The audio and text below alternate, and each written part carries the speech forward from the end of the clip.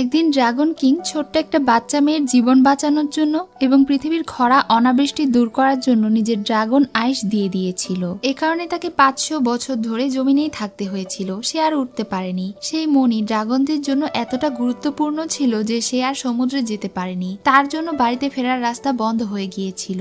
সঙ্গে সেই মেয়েটিও নিখোঁজ ছিল, যার কাছে থেকে সে আর আইস ফিরিয়ে নিতে পারেনি। 500 বছর পরে তাদের দুজনের আবারও দেখা হয়। এই সময় ড্রাগন কিং মেয়েটির প্রেমে পড়ে যায়। কিন্তু শেষ পর্যন্ত কি ড্রাগন কিং নিজের বাড়ি ফিরে যেতে পারবে, নাকি তাকে মানুষের ষড়যন্ত্রে পড়তে হয়? এই অসম্ভব সুন্দর ড্রামার নাম হলো ইটারনাল লাভ রেইন। তো চলুন ড্রামাটি শুরু করা যাক।